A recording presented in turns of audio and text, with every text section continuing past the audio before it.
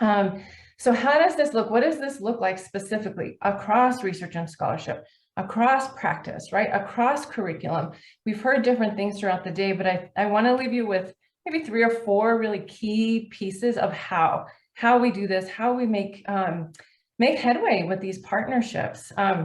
Because what we know is that families and communities, even when they're first generation college students, even when they may be first generation to the country, they have rich knowledge systems. They have knowledge systems that are deeply embedded and committed to making sure that their children, right? If we start at early K-5 levels when thinking about college going pathways, and then their college age children as well, they're deeply committed to those educational opportunities for them, even when they may not have come from formal education systems themselves.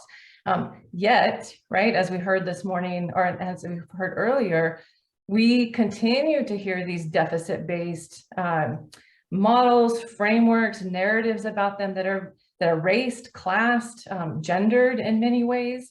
So then it's really up to us in these post-secondary settings to think about how do we integrate that cultural knowledge, those rich cultural assets into what we're doing, from everything starting with outreach efforts to orientation programs, to curriculum, even things for faculty themselves around annual evaluations and promotion and tenure policies, so that the work that they are doing is also valued.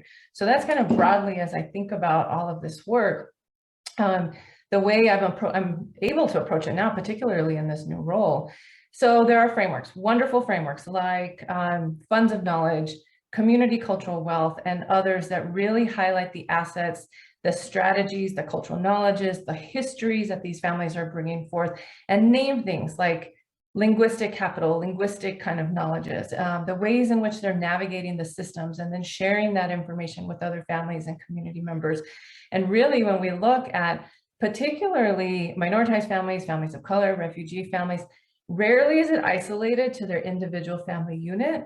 That information is shared across households, it's shared across communities, it's shared across even kind of geographic locations where they're resettling together or coming together, often around community organizations or community settings. So a few kind of key pieces that have come from this work that I'm doing, and I think Taryn really hit it when she said, you know, trust and relationship building is so key when we are working in authentic ways with families and communities, particularly those who have not been treated well by education systems in the past, right? So how do we engage them as true partners? Think about moving beyond, you know, in K-12, there's so much emphasis on parent engagement and family involvement. It's carved out in different ways. There are different metrics in which we're looking at parent engagement and family involvement. And then we know that it's tied, that research has already shown the way that it's tied to academic outcomes. And then students start transitioning to higher education, and we expect families to kind of move aside, or we expect this independence to happen by students. And of course, we want that independence to happen. We know that student development is key during that time. But we don't want to let go of those family relationships. That cultural knowledge and that cultural support is still so important. And so thinking about, again, how do we welcome in particularly families of color, low-income families, first-gen families, while at the same time moving away from these sweeping stereotypes around helicopter families, bulldozer families, FedEx families, lawnmower families. I mean, you all have probably heard these different kind of stereotypical concepts for these families. That's generally not the families and communities with whom I've had the privilege of partnering. These are families who want institutions to reach out to them, who want to be engaged, but maybe don't always know how. And so if we can create opportunities for that, again, through outreach efforts, within orientation programs, even throughout the year, it may not be formal parent and family engagement in terms of a parent and family weekend, but it may be individual ways in which we invite them into celebrating student success, receptions. We've even highlighted a few who have invited them into coffee hours with advisors, not because they're going to sit down and create their students' schedule. We know that that's not going to happen, but so they can understand and learn about the system itself and navigate the system with their students. 2, how we do it matters, right? So when we communicate, whether that's on social media, which is what we're seeing a lot of parent and family programs use right now. Newsletters, again, through these different efforts, we need to make sure that it's in the home language of these families. And so in Tucson, for us, that's largely Spanish. And this is not necessarily having headphones where they have translation services. This is actually making the effort to have separate sessions in their home language in Spanish so that they can choose in which setting they feel most comfortable. I have worked closely with an outreach program since 2004 when it first began here in Tucson, partners with the local school district, and it is focused on creating college-going pathways and college knowledge in young families, K-5 families, but every single session is offered in both English and Spanish.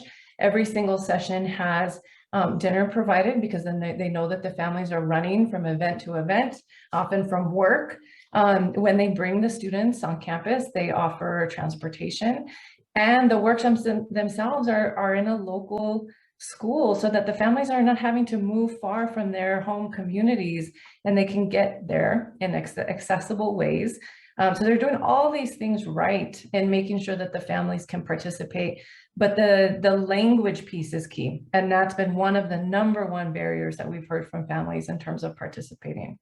Number 3, and I'll go quite quick because I know we have more questions, Ambika. When we think about programming for families, orientations especially, we need to make sure that they are reasonably priced. Many of these families are leaving work to participate, and oftentimes our post-secondary orientations are 3 or 4 days now. They require travel, they require hotel stays, and some of the registration costs are very expensive. And so when we're thinking about first-gen and low-income families, sometimes that means leaving days of work behind to participate and engage in the ways that our post-secondary institutions are saying are important to do. So how do we make it more economically feasible for these families? And then finally, as we create the programs as faculty and staff, and this was mentioned a number of times today, building in that culturally responsive lens with curriculum and with programming where students see themselves reflected in the curriculum, families see themselves reflected in the programming, and so that their cultural knowledge is highlighted. And I can speak more about any of those pieces, but I'll pause there.